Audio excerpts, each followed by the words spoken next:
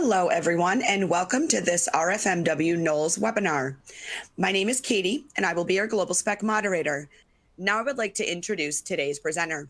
With us today is Victor Liu. Victor is a product line manager of trimmers and inductors. Victor has over 10 years of experience in application engineering, research, and developing new products.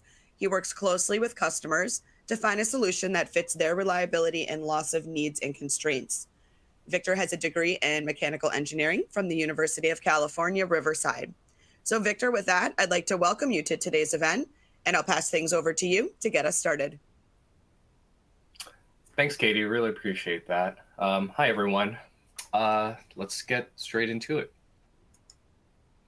So the agenda for today would be my company's intro, followed by inductor basics, more so catered to the RF side, inductor specs, critical applications for inductors, and any questions that you may have.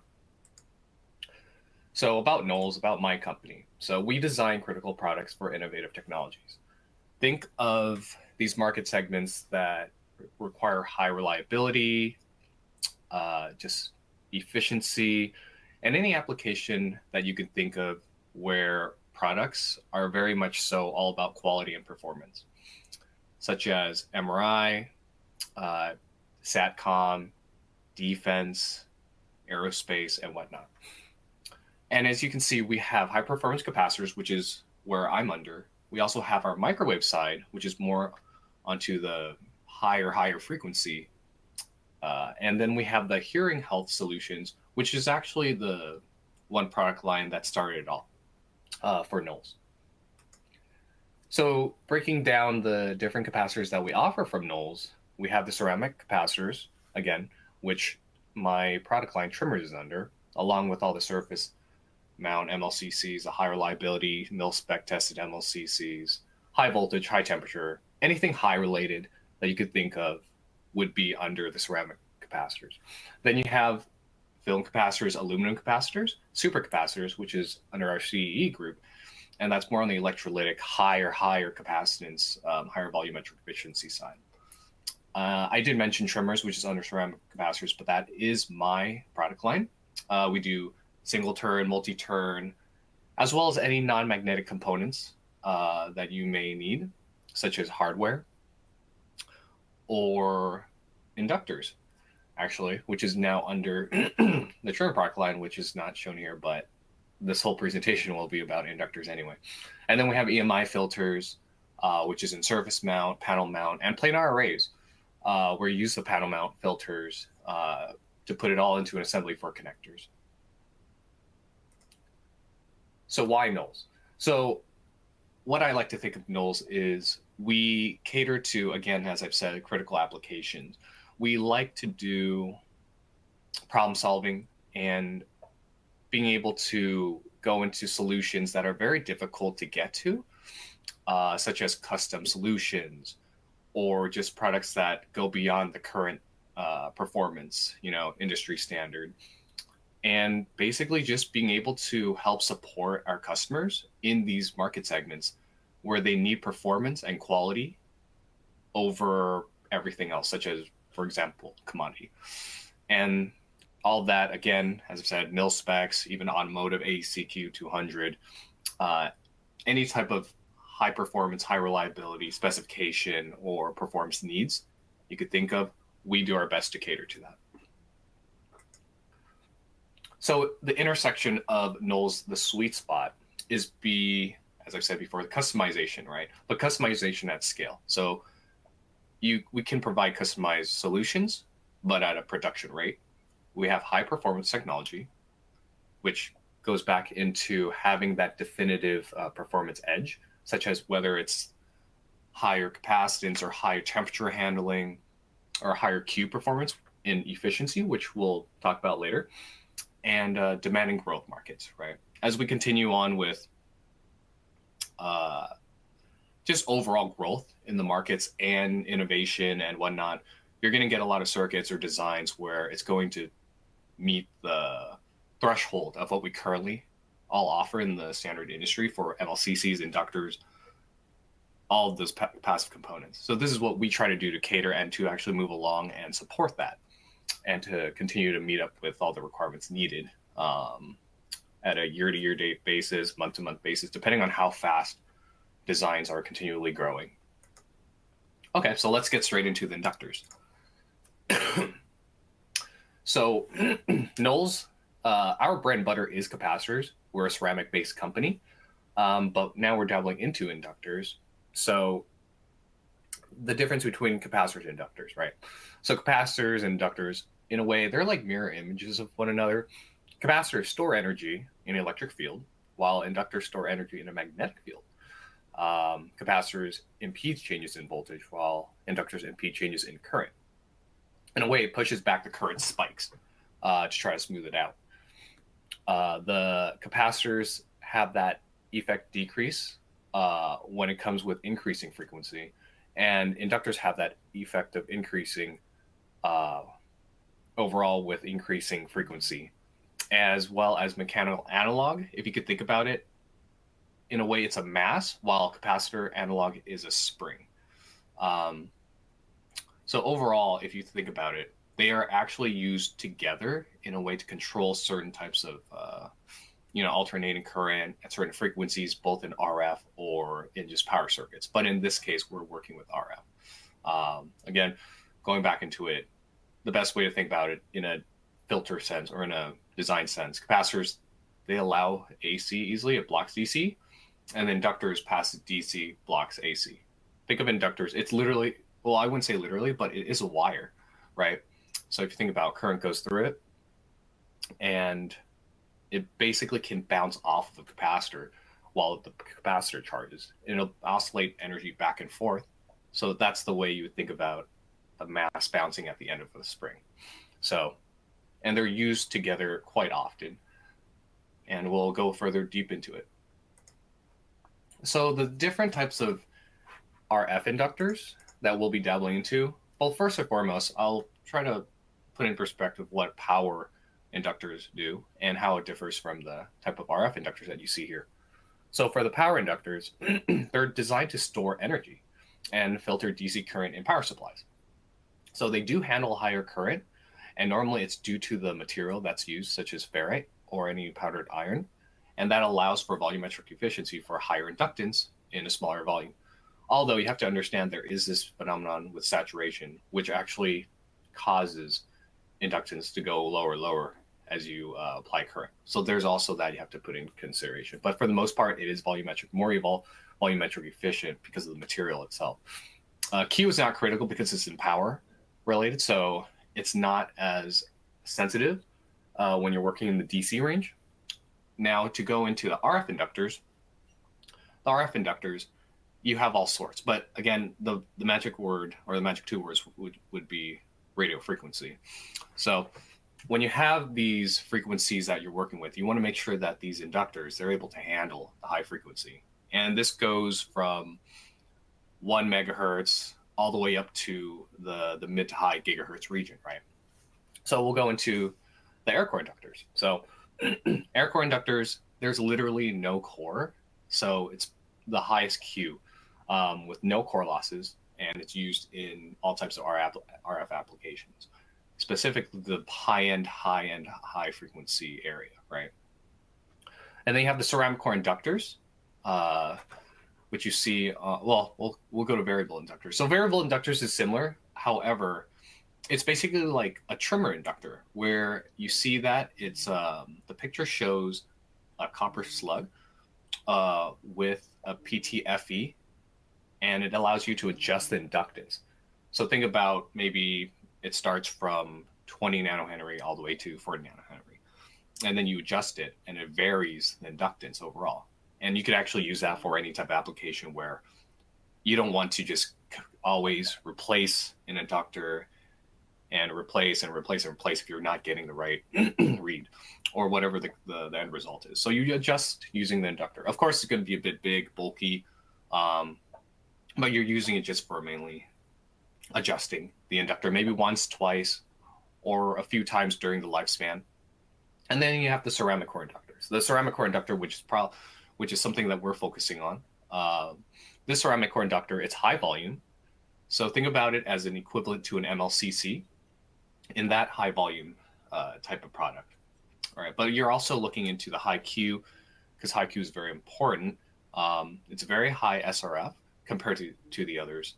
It helps with efficiency, and in an LC circuit, or just overall, which I'll definitely dabble into later. As a core inductor that doesn't have as high a Q as air core inductors, but it definitely meets the necessary requirements for frequencies, maybe even up to 5 gigahertz or so. Thin film inductors. So these are used in the RF front ends. They're extremely thin and small with tight tolerance, and there's low parasitic capacitance. It's a small footprint, but these are actually a lot easier to, in a way, just assemble up to high volume, especially when they're so small.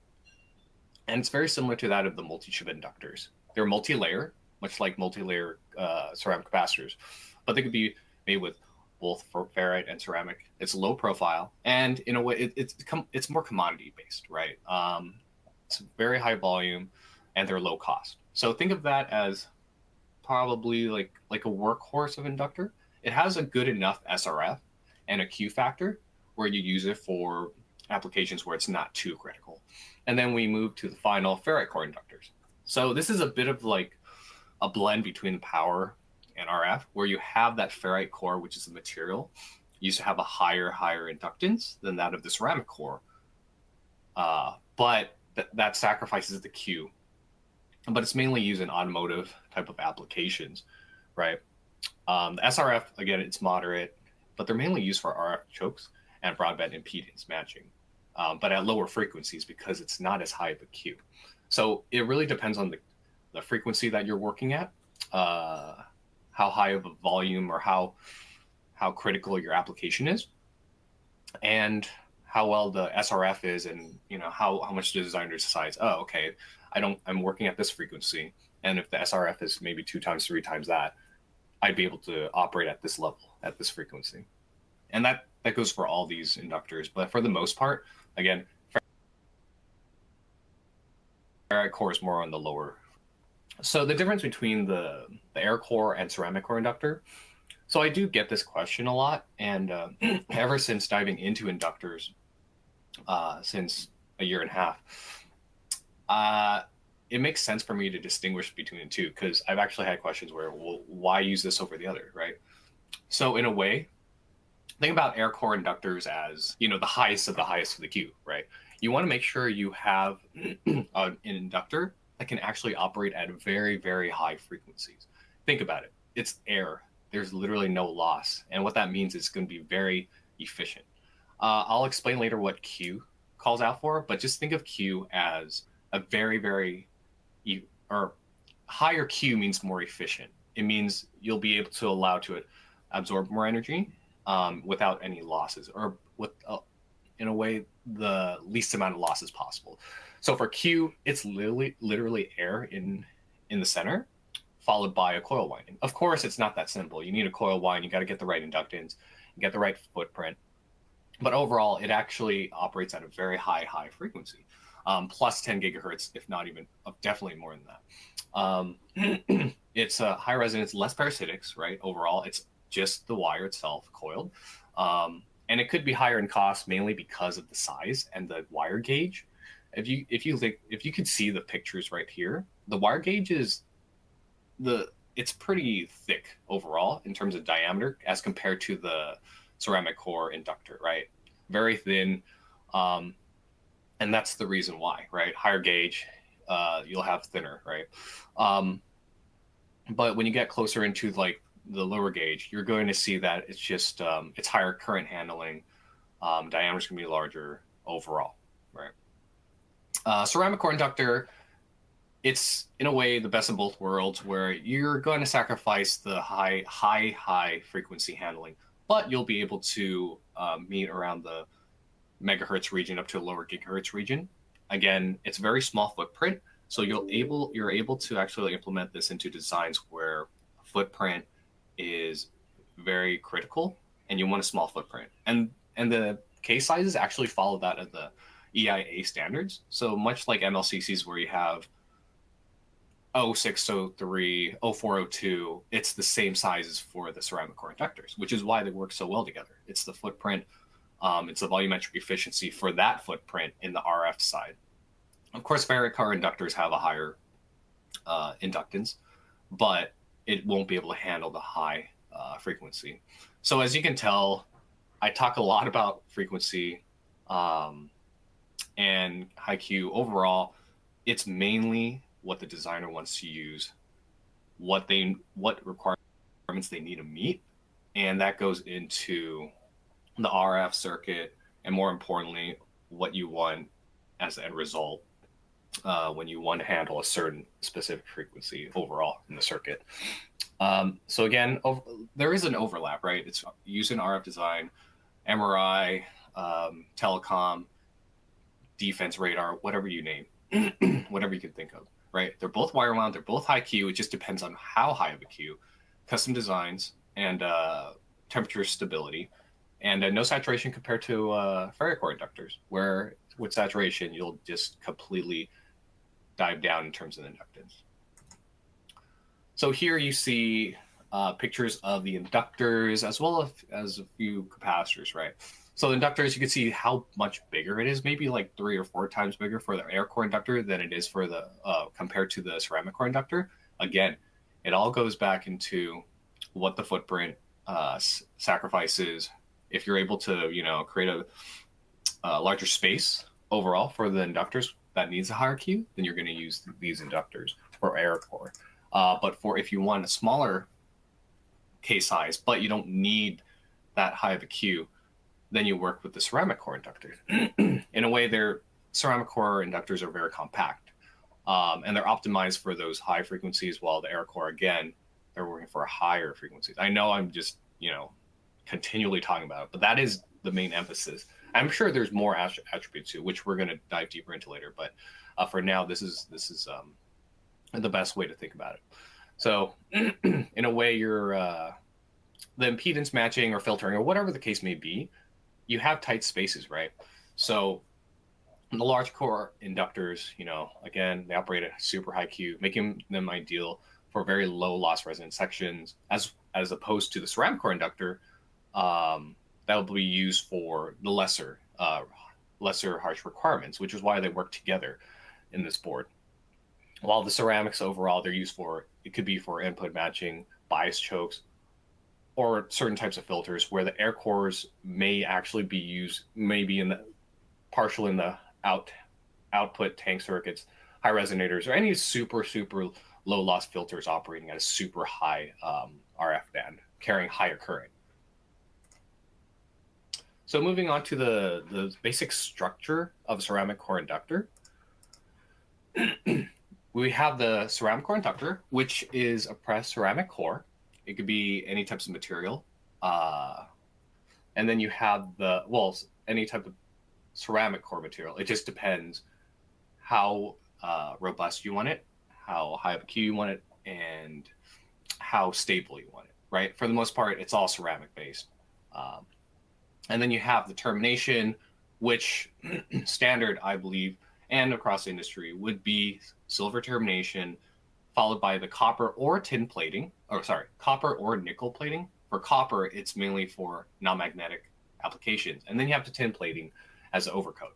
For aerospace, you can see that there can be tin lead overplate or gold plating. You have the wire, which is predominantly going to be copper wire. And you have the epoxy on the top for encapsulation, which is for pick and place for the most part. So we're going to go into why Q matters. So Q, in a way, is just a parameter to determine how efficient the part is, right? So if you think about it, not every passive component will be perfect. There are going to be parasitic resistance. There's going to be some sort of aspect of the part that'll keep it from being the perfect inductor or the perfect capacitor, right? But if you allow, or you are able to build as per the highest Q, then you basically make an almost perfect inductor or a perfect MLCC. So key factor for the inductor, ratio of reactive energy stored to energy dissipated, right? Measure of how efficient the inductor stores energy relative to how much it loses. If you have a very low Q inductor, it's going to have high losses and it's not going to be efficient. So instead of it being 95% or 90% from beginning to end, your losses maybe even like 30%, 40%. Of course, it's not going to be that outrageous, but just an example. So a higher Q narrows resonance bandwidth. So in a way, if you think about it, higher Q, it's a lot more efficient, but then it's a lot more predictable. And it has a narrow resonance bandwidth. So you're able to have a better filtering technology overall if you use a higher Q. Higher Q is lower energy is lost while more energy is stored. So, okay. And then if you look at the specifications for many of the data sheets, you'll see that it's Q minimum. It's Q minimum at a certain frequency, mainly because it's in a way to give design engineers a guaranteed floor value. Q isn't a single number necessarily. And I'll explain later because I'll be able to provide some sort of graph. We specify it at a min, mainly because it's a reference frequency where the measurement is stable for most designs, right? We don't do it we don't just stop at SRF. It's a whole frequency sweep. And the frequency is normally, depending on what we use, let's say for 500 megahertz, it's kind of like a target application band. And there are standardized frequencies going from 1 megahertz, 10 megahertz, even 100 and up to 1 gig, right? But for the most part, the megahertz that is chosen is usually the one that's most designers want to use as a reference point. So looking into the high Q and how the part itself, mechanically, or the material itself contributes to high Q. The core, it's, to be honest, the core, it does have that relative permeability. As I said before, if you think about an air core, there's nothing except air that's inside. And for that, it would have the highest Q because there's nothing to affect it, all right? But if you think about ceramic core, the relative permeability, it basically determines how a material supports a magnetic field, all right? It's high purity, and if it's a low dielectric constant, it's characteristic of the ceramic itself. This low dielectric helps minimize parasitic capacitance. So that's one of the reasons why it does have a bit of meaning to choose a certain material for the core itself, like as opposed to ferrite, where the ferrite itself, it has high parasitics, right? And also the geometry of it, you want to make sure that the design itself, it allows for the winding and spacing consistency. And that actually helps to lower the straight capacitance as well. So the conductor and the plating itself, right? The wire, which is a conductor, it would have to be very conductive, of course, first and foremost. And it would have a smooth surface, right? The termination and plating itself is standard, and you want to be able to not have an overflow or just too much of the termination, right? It's just to reduce the series resistance overall, because if you have more of that material, it's not going to help. You want to have the adequate amount. So both, you need proper term and plating, but there's also that balance, right? To be able to have enough for soldering purposes. The winding itself, it has to be pretty controlled, if not precisely controlled. You want to make sure that, when there's that pitch, you want to make sure it's consistent pitch, right? You also want to make sure when it's higher Q, it has to be controlled. It basically is to reduce the proximity effect with tight tolerances, right? You don't want to have an overcrowding of a certain wiring, and then there'll be hot spots at those areas. It's always important to make sure that it's an even pitch that allows for even current distribution, right? If you have it all over the place, or it's just all saturated in one area while it's split and the pitch is completely off on the separate area, that's going to have uneven current paths, right? The tighter the wiring is, may also lower Q, but it's also to make sure that you understand the requirements, right? Because you want to make sure if there's going to be more inductance and the customer requires more inductance, then you're definitely going to need more wiring, right? However, then you got to understand that the Q may be sacrificial a little, but that's where you have to understand maybe Q won't be the most important when you want a higher inductance. And that's just more niche and things that you have to consider. But for the most part, all of these aspects of building the ceramic core inductor contributes to the Q. So why does SRF matter? So SRF, think about it. It's the frequency. It'll all makes more sense when I go into the next slide, but it's where the inductor's own parasitic capacitance resonates with its inductance. So at that point, it just becomes capacitive after the SRF. So they cancel out one another, and that's the SRF point. It's like the fundamental transmit frequency, and all of the significant harmonics must lie below the inductor's SRF. And that's in a way of rule of thumb, typically maybe 2 times or 3 times, just to make sure that you're not operating close to the SRF, because it just becomes a bit chaotic when you design really, really close to SRF. Overall, you want to design, again, margin like a 2x. The SRF would be 2x or 3x of what you're operating at. And I'm sure most of these inductor designers, like all of these inductor designers, understand that well, not to operate right next to the SRF or at the SRF, right? In a way, you think of this as what you could operate at. Why do you want a high SRF? It's because you want to be able to operate at this certain frequency and want to make sure that the SRF is much, much higher, so you could actually have that sense of confidence and reassurance that you're able to use that ceramic core inductor or whatever the inductor is at that frequency. So here you can see a graph for the frequency versus the Q factor.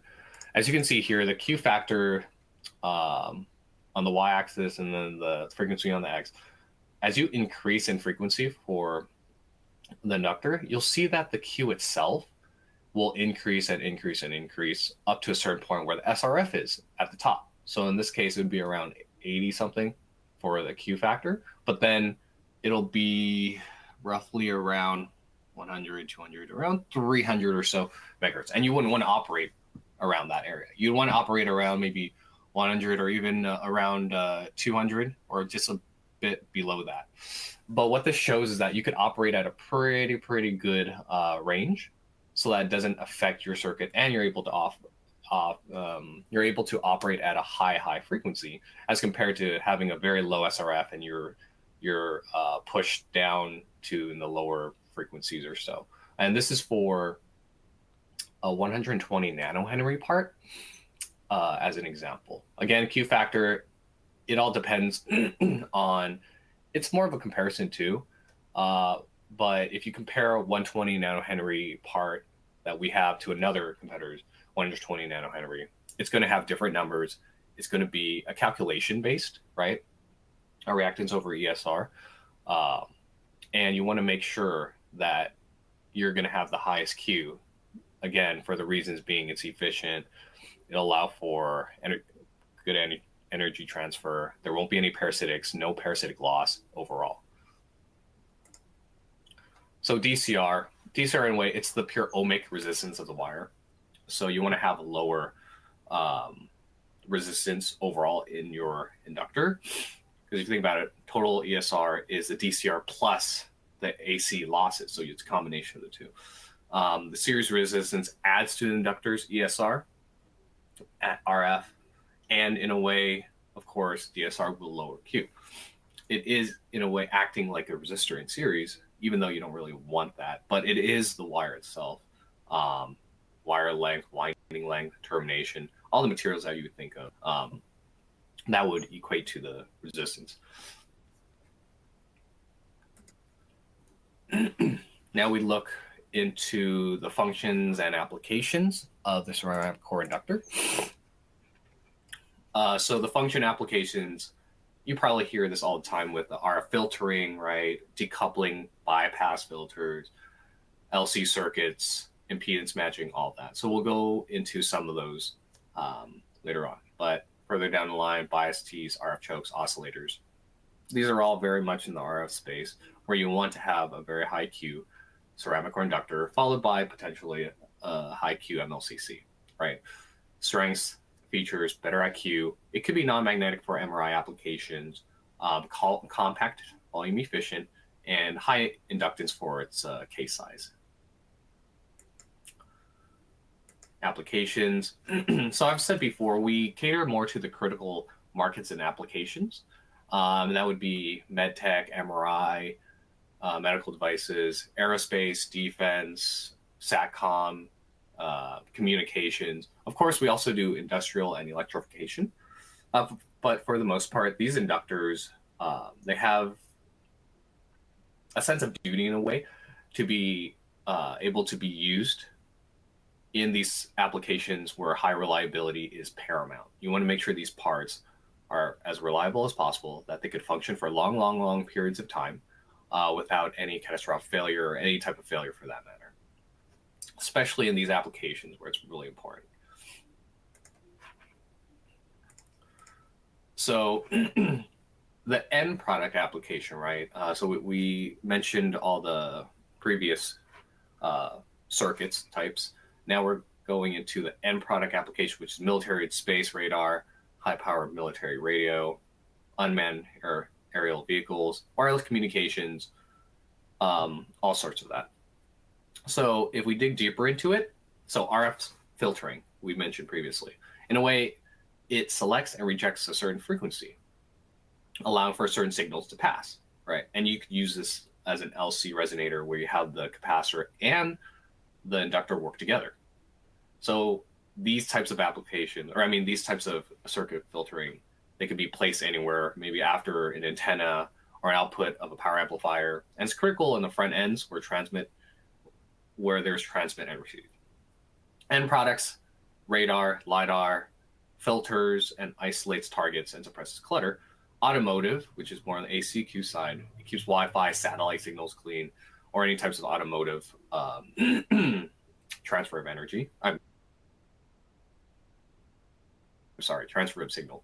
Prevents any bad noise from distorting the actual images of the part, right? And then going into impedance matching, you'll see that maybe I switched. I think this is it. Oh, okay. That's sorry. I forgot to turn the page.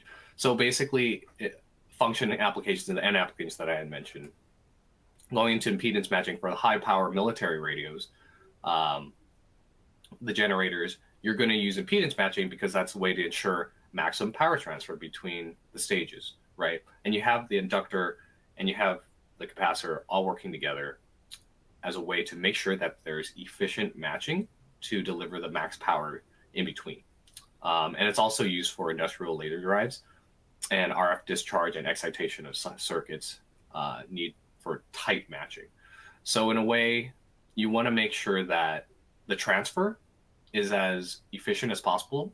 With the parasitic resistance, you're going to have an issue because it's not going to be complete transfer, right? You want it to be as clean as possible from one to the other, and input and output, and regardless of where it's going to be in a power amplifier or low noise amplifier, antenna feed, you want to make sure that the components that are placed on the circuit board, they can allow for that ease of transfer without any hiccups or without any huge loss. So we're going into frequency tuning. So frequency tuning, the main well, it could be used everywhere, but in this specific example, we'd be talking about military radios. So for military radios, frequency tuning, you're tuning overall. In a way, the military radio generates pulse frequencies from far away, whichever the distance, right? In a way, this frequency tuning within that, it actually stabilizes the RF carrier or whatever the oscillator frequency. in an LC tank. Think of an LC tank, you're able to, it works with one another to define, or at least to filter out that specific oscillator frequency. Therefore, it actually travels onto the military radios receiving. And same with the MRI systems, right? Because in MRI, you want to have that stable LARMR frequency. And then you want to have that LARMR frequency, of course, excite and detect, which we call the nuclear overall atoms. And that, in a way, that system, there's an image that actually comes at the end of the whole system. But you want to make sure you're tuning or actually have products that are in general efficient, are able to match without any parasitics, and to be able to create this fine image that you see that's black and white, where you're going to see some imperfections or even more imperfections. It's not going to be a very clean image if you're going to have components that don't meet the demands, especially when it comes to frequency-based imaging. So we'll look into the satellites. The satellites, as we had mentioned in the previous slide, where they'll be using all sorts of LNA, bias Ts, and in a way, think of it as certain types of applications where you're blocking RF from flowing into power supplies. And for that, you have these military radios, all these types of applications where you want to make sure you block a certain RF signal that you don't want, while allowing DC to go into the active devices. And you're using the L's and the C's, the L as like the inductor as an RF choke, and use the capacitor as a decoupling capacitor to keep all the noise out, to be able to have that clean DC signal going to the active devices. And for the most part, all of these applications, they actually go into all types of end applications that I had mentioned previously. But again, it goes into how high of a Q you want the part to be, how critical the part is overall, whether it's in a certain market, such as military, or it's in an MRI system. You want to be able to have high quality passive components to be able to use to go into these circuits that actually does its job, whether it's a tank circuit or your frequency tuning or your impedance matching, to be able to make the maximum matching energy transfer. That goes into, again, power amplifiers, UAV radios, and whatnot. So we'll dive deeper into the certain applications, right? So here you can see it's an MRI system. This is an LNA, which is a low noise amplifier. It's a preamp. You see that there are inductors, right? As well as capacitors in this circuit, and they're all played together just to make sure that it functions properly for the signal to pass through, whichever it is the one that you want to have amplified. So the signal enters the preamp in the MRI as it's pretty weak signal, right, from the patient's body. The preamp is basically the block to be able to boost that weak signal via the LNA, right?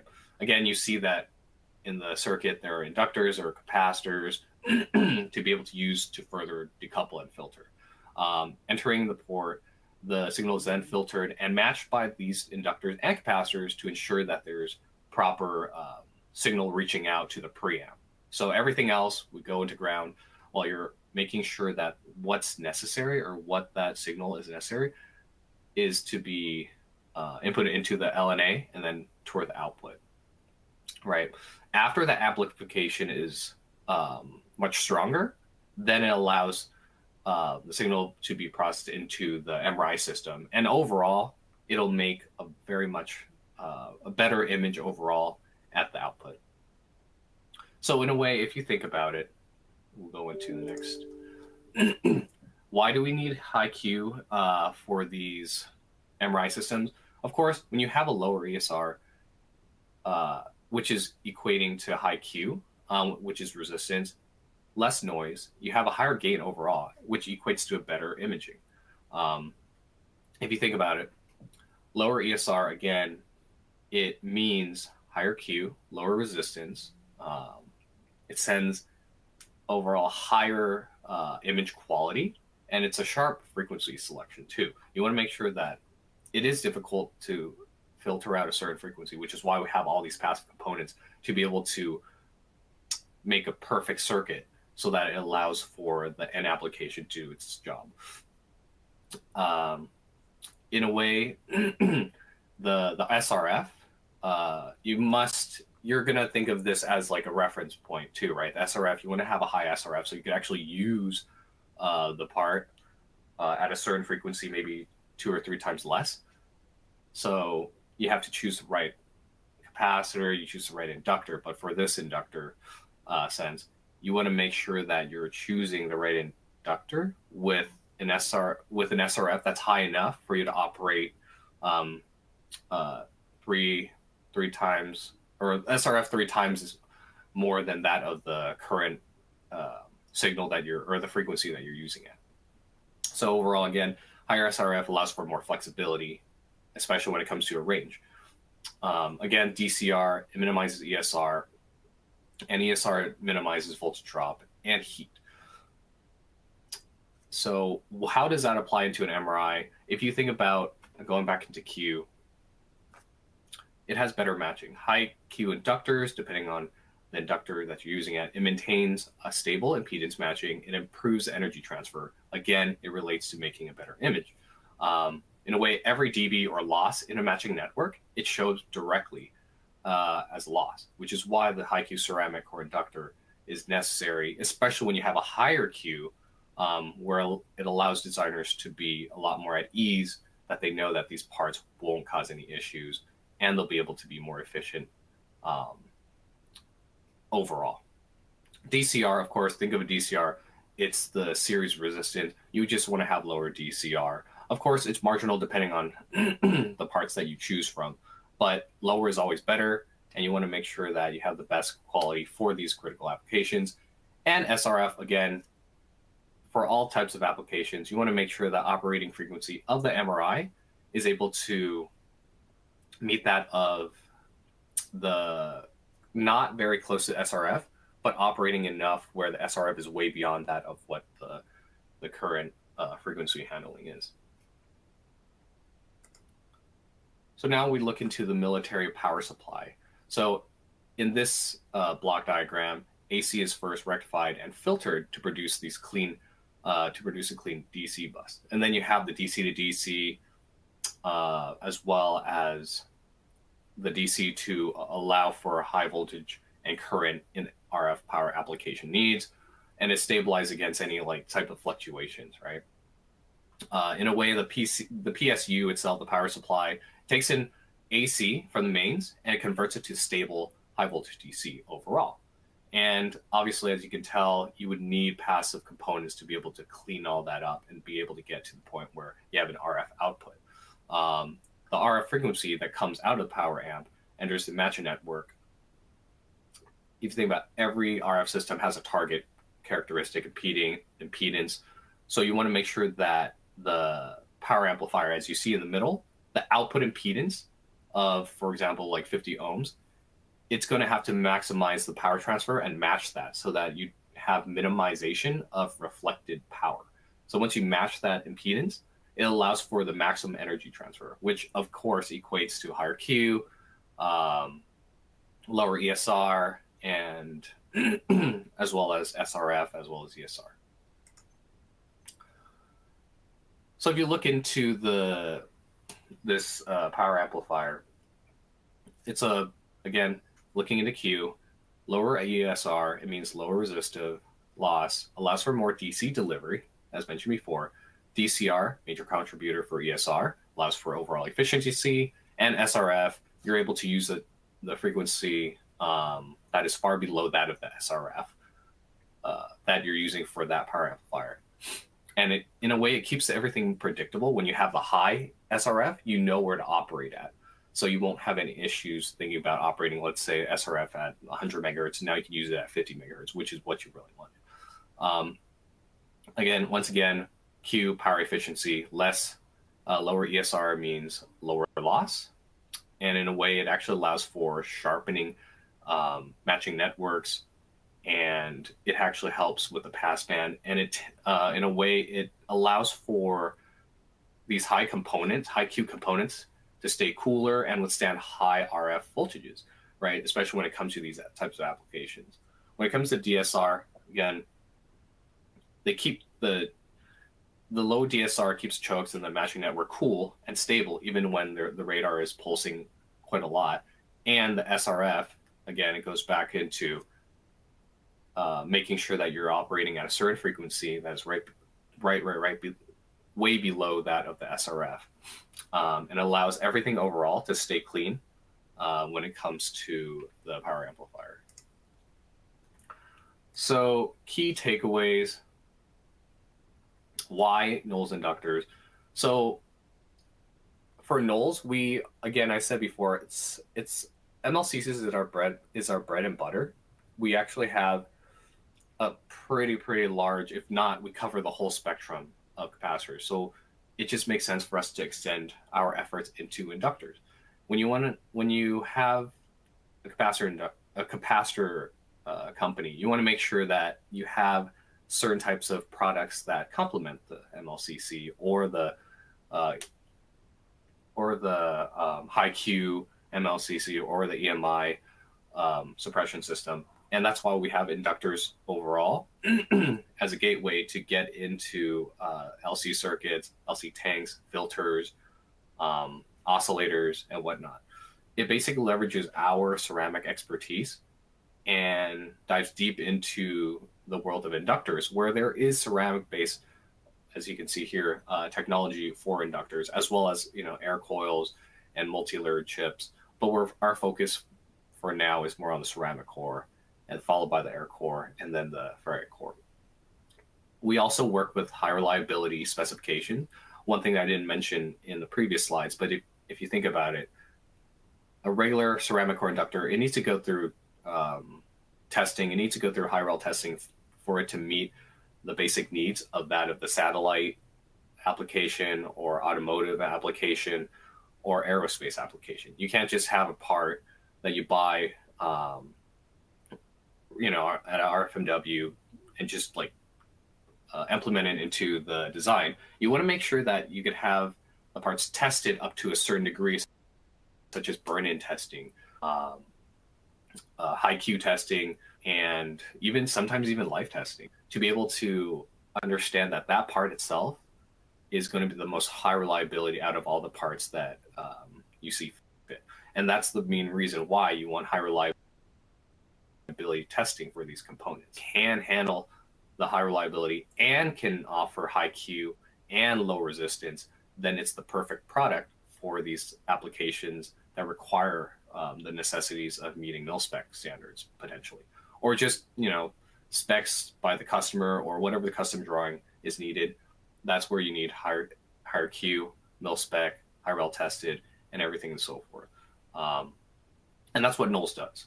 We do all of that and more.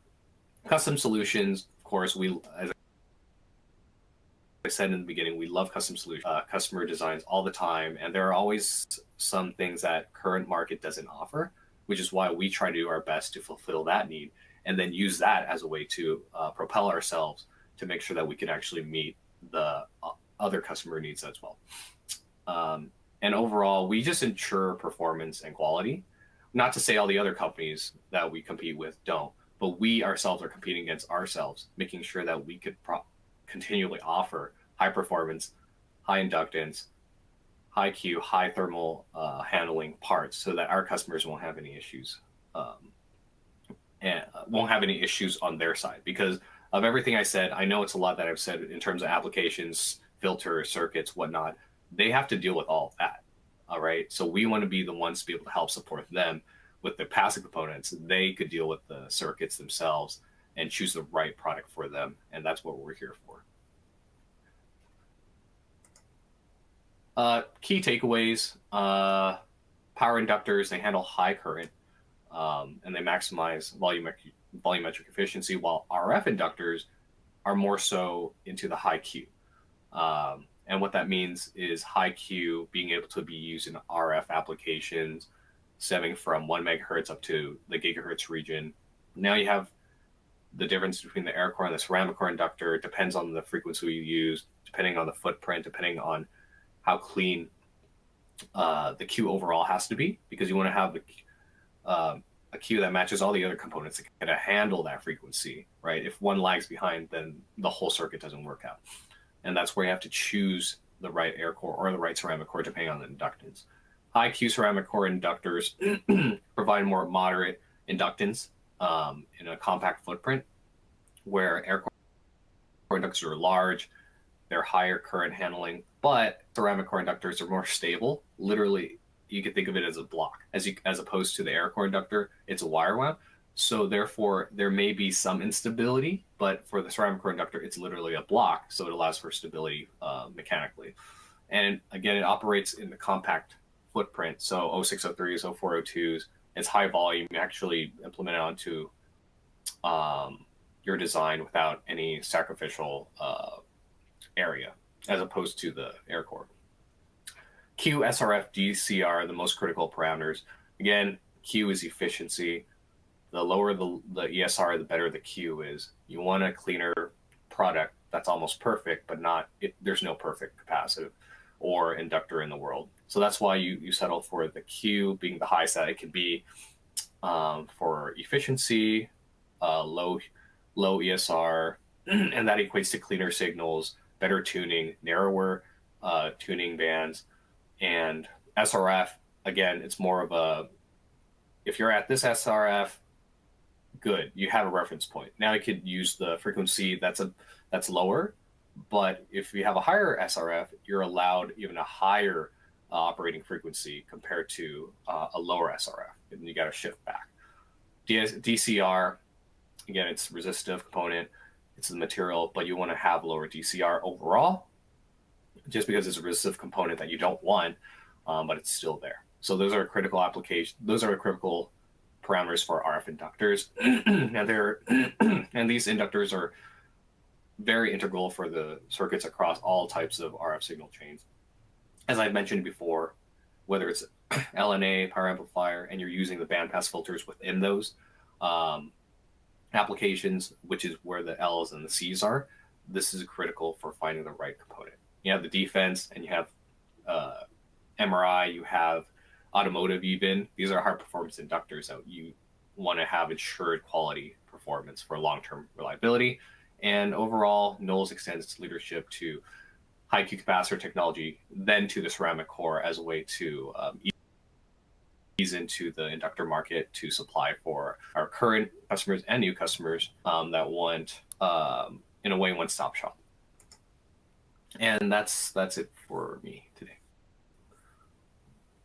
All right. Thank you so much, Victor, for that great presentation.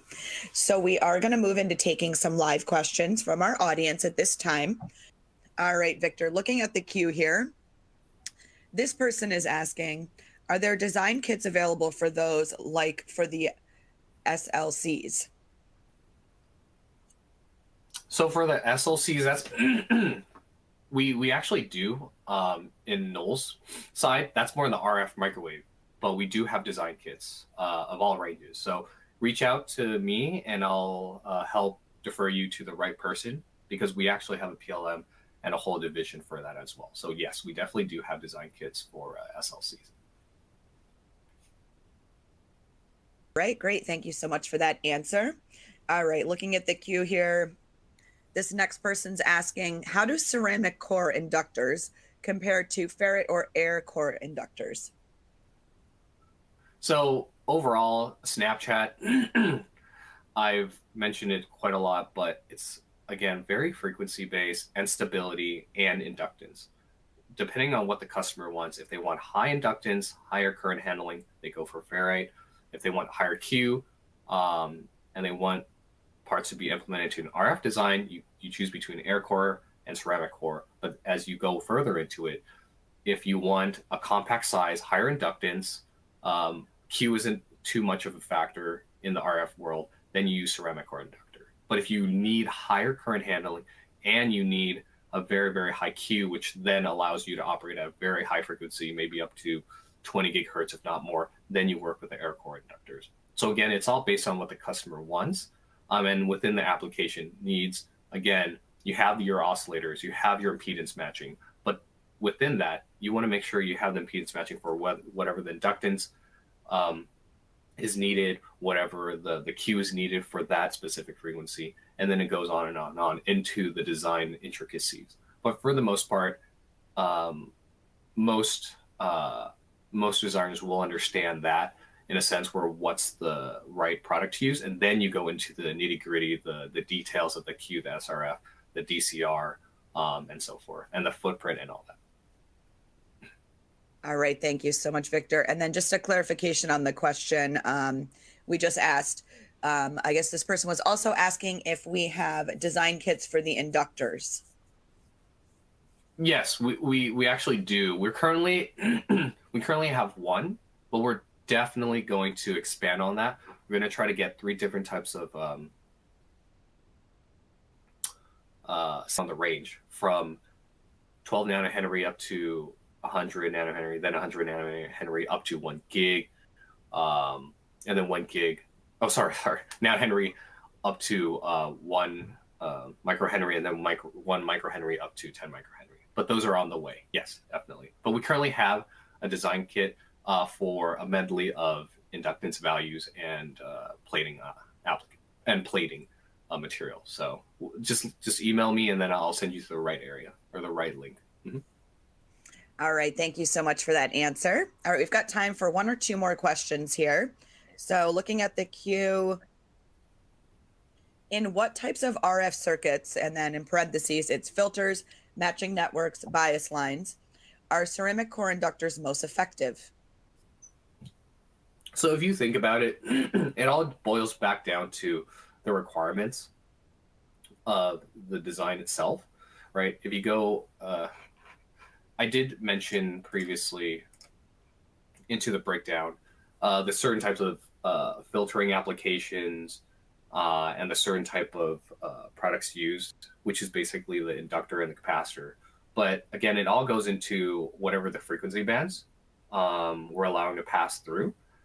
And you apply the LC circuit, and within that, the LC circuit depends on the inductance and the capacitance. That actually, in a way, decides what the frequency is, the resonating to support this when it comes to allowing that signal to pass. Also, you want to make sure that the parts itself, again, goes into the Q, the SRF, the DCR. It matches all of that's needed depending on the application sensitivity.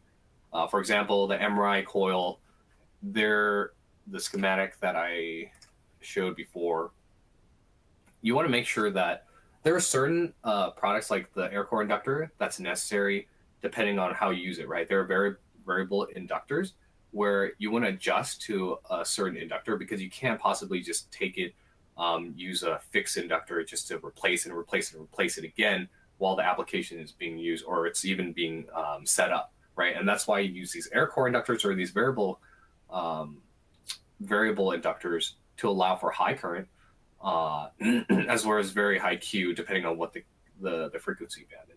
Then use the ceramic core inductors more so in a sense where it's high inductance, but you're allowing for a small compact product. And whether it's going to be in the filtering side or energy transfer side, which is mainly in plasma, that is determined based on the designer's frequency range, what Q they're looking into, right? Because you want to have the highest Q to be able to offer a very efficient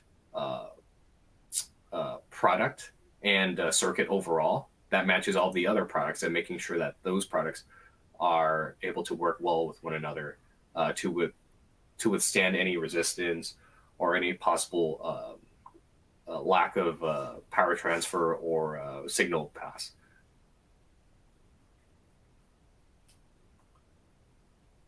All right, Victor, thank you so much for that answer. So we are right at the top of the hour, so we are going to have to start to wrap things up right now. So I want to say a huge thank you to Victor for a great presentation and for answering a few of our attendees' questions. So Victor, thank you so much. Thank you so much, Katie. Appreciate it. All right, again, thank you all for taking time to attend our webinar event today. Take care, and we will speak with all of you soon.